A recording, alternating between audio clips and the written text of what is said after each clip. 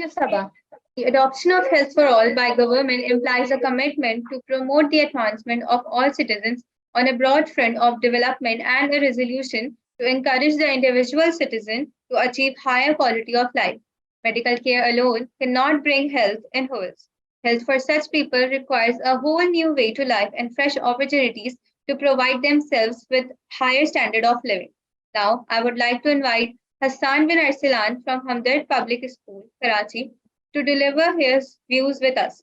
He will also speak in Urdu.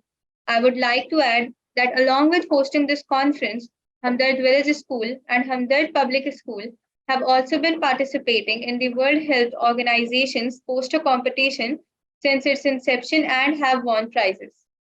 Hamdard Foundation Pakistan محترم معزز مہمانان گرامی اور نونہال ساتھی السلام علیکم. میرا نام حسان بن ارسلان ہے اور میں ہمدرد پبلک اسکول میں جماعت نہم کا طالب علم. 31ویں عالمی نونہال صحت کانفرنس کا حصہ بننے پر مجھے فخر ہے اور میں آپ سب کا مشکور. عالمی نونہال صحت کانفرنس کا آج کا موضوع ہے صحت سب کے لیے. جب میں نے اس موضوع پر لکھنا شروع کیا تو جو حقائق میرے سامنے آئے وہ ہر ذی شعور شخص کو یہ سوچنے پر مجبور کر دیں گے کہ ہم کیسے لوگ ہیں جو اپنے ہاتھوں اپنی زندگیاں برباد کر رہے ہیں. جناب علی، اسلام جس کے ہم ماننے والے ہیں اور جس کے نبی صلی اللہ علیہ وآلہ وسلم کی تعلیمات کو دنیا تسلیم کرتی ہے، جن کا پیغام فطرت تھا اور جن کی پوری زندگی فطرت پر عمل کرتے ہوئے گزری، تو پھر ہم فطرت کی نفی کرتے ہوئے اپنی زندگیاں کیسے گزار سکتے ہیں؟ جب سے ہم فطرت سے دور ہوئے ہیں تو صحت بھی کہیں کھو سی گئی ہے. ہم ایک ایسے ملک پہ رہتے ہیں جو قدرتی نعمتوں سے مالا مال ایک عطیہ خداوندی ہے. جہاں ہم سب کے لیے بے شمار نعمتیں ہیں تو ہم صحت جیسی نعمت کو کس طرح کھو سکتے ہیں؟ صحت کے موضوع پر پاکستان میں ایسے حیرت انگیز اعداد و شمار نظر آئے جنہوں نے مجھے حیران کر دیا. اعداد و شمار کے مطابق پاکستان کی آبادی 22 سے 32 کروڑ کے لگ بھگ، جہاں 1000 افراد کے لیے صرف 2 ڈاکٹر، 1 ڈینٹسٹ اور 8 نرسیں طبی خدمات فراہم کر رہے ہیں. پاکستان کے سرکاری اعداد و شمار کے مطابق پورے ملک میں ڈاکٹرز کی تعداد 2,22,000، ڈینٹسٹ کی کل تعداد 32,000، جبکہ نرسوں کی تعداد 14,36,000 ہے، جو پورے ملک کی آبادی کے لیے ناکافی ہے. جناب صدر، ہم ایک ایسے معاشرے میں رہتے ہیں جہاں لوگوں کا سب سے بڑا مسئلہ صحت کی دیکھ بھال نہیں بلکہ بنیادی ضروریات آٹا، بجلی اور گیس کا ہے. آٹے کی تلاش میں سرگرداں والدین صحت پر کچھ بھی خرچ کرنے کو تیار نہیں، کیونکہ ان کے نزدیک ان کی تکلیف سے زیادہ بچے کی بھوک مٹانا ضروری ہے. معزز حاضرین، ترقی ممالک کا مسئلہ یہ نہیں کہ صحت سب کے لیے ضروری ہو، بلکہ ان کا سب سے بڑا مسئلہ معاشی مسئلہ ہے اور وہ اپنی عوام کے لیے معاشی مسائل کے حل کے لیے کام کرتے ہیں. صحت ان کی بنیادی ضروریات میں دوسرے نمبر پر آتی ہے. ترقی یافتہ ممالک اگر دوسرے ممالک کے صحت کے پروگرام کو امداد فراہم کریں تو آنے والے وقتوں میں ہم یہ کہہ سکتے ہیں کہ پاکستان میں بھی اب صحت سب کے لیے ہو گئی. معزز سامعین، یہ دور نوجوان نسل کا ہے جو آبادی کا سب سے بڑا حصہ ہے. انہیں اپنی ذمہ داریوں کو سمجھنا ہوگا اور اسکول، کالج اور یونیورسٹی کی سطح پر رہتے ہوئے قائد اعظم کے فرمان کے مطابق اپنی زندگیوں کو سادہ اور فطرت کے مطابق ڈھالنا ہوگا. اسی طرح شہید پاکستان قائد نونہال اپنے نونہالوں سے مخاطب ہو کر کہتے تھے، میرے نونہالوں، اپنی صحت پر توجہ دو اور صحت کے اصولوں کی پابندی کرو. اعتدال اور قناعت کو اپنا رہنما بناؤ. پاکستان سے محبت کرو، پاکستان کی تعمیر کرو. پاکستان کو مقصد حیات بناؤ، پھر تمہاری صحت کو کوئی خطرہ لاحق نہیں ہوگا، کیونکہ صحت مند نوجوان، صحت مند پاکستان. حکیم صاحب کے یہ 2 سنہری الفاظ اعتدال اور قناعت کسی بھی معاشرے کو بدلنے کی بھرپور صلاحیت رکھتے ہیں. ہمارا چلنا پھرنا، اٹھنا بیٹھنا، کھانا پینا، سونا جاگنا اگر اعتدال کے دائرے میں آ جاتا ہے تو ہماری زندگیاں آسان اور سہل ہو سکتی ہیں.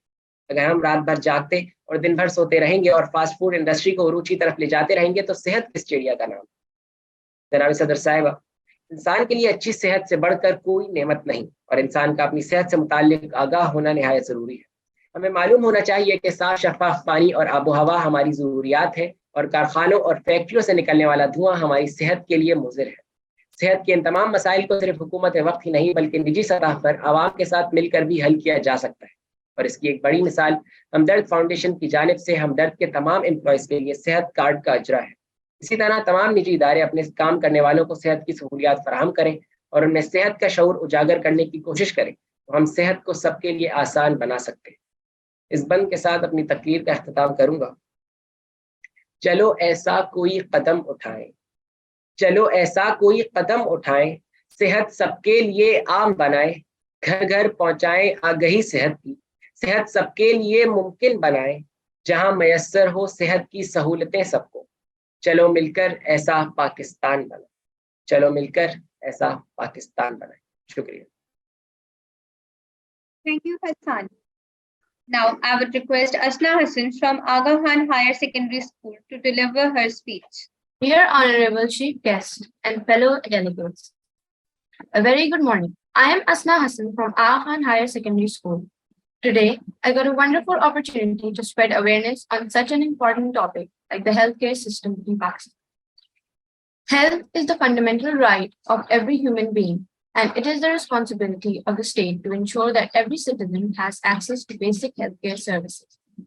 Unfortunately, in Pakistan, the lack of good healthcare is a significant challenge for millions of people, especially for those who live in poverty or remote areas.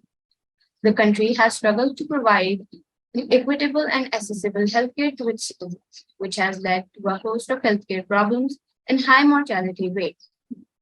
The need to provide health for all has never been more critical than it is today. In Pakistan, the pandemic has exposed the inadequate healthcare infrastructure, which has struggled to cope with the influx of patients. This has underscored the importance of building resilient healthcare systems that can withstand the shocks of pandemics and other healthcare emergencies. Healthcare is further challenged by the lack of access to clean water and sanitation, which contributes to the spread of waterborne diseases. The primary healthcare system is the foundation of any healthcare system and is crucial to delivering and preventing primitive and curative systems. To provide better healthcare to all the people in Pakistan without discrimination of caste, color, or status, the primary healthcare system needs to be strengthened. It is important to ensure that all individuals have access to proper healthcare regardless of their financial situation or geographical location. One possible solution could be to introduce alternative healthcare systems like Hikmat or herbal treatments in the areas where proper healthcare is lacking. Hikmat is a traditional system of medicine that involves the use of natural remedies, including herbal medicine, massage, and other therapies to treat a range of illnesses and conditions. Hikmat is based on the idea of maintaining a balance between the mind, body, and spirit to promote good health and prevent diseases. To provide Hikmat or conventional treatments to rural areas in Pakistan, digital health technology can be used in several ways. One approach would be to create mobile apps or web-based platforms that provide information on Hikmat or conventional remedies and treatments, along with guidance on how to use them safely and effectively. These platforms could also provide access to remote consultation with health specialists, allowing patients to receive personalized treatment plans without having to travel to a physical clinic. Another approach would be to use telemedicine technology to connect patients with rural areas with Hikmat or conventional specialists located in the urban centers. This would allow patients to receive expert advice and treatment recommendations from qualified practitioners without having to leave their communities.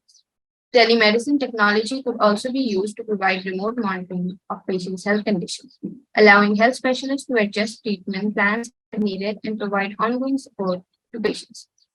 However, it is important to note that alternative healthcare should not be a replacement for conventional medical treatments, but can be used as complementary or adjunct therapy. It is important to note that digital health technology should be implemented in a way that is inclusive and equitable, ensuring that all individuals have access to these technologies, regardless of their income or geographic location. Additionally, efforts should be made to improve the existing healthcare infrastructure and facilities in these regions.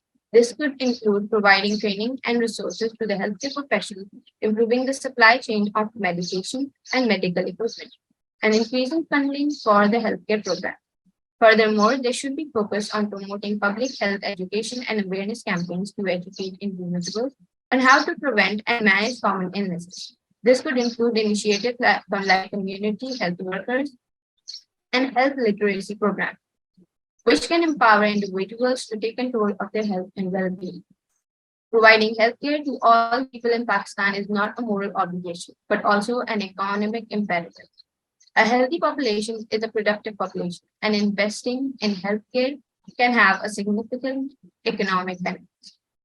For instance, reducing the burden of preventing diseases can lead to reduced healthcare costs, increased productivity, and improved economic growth.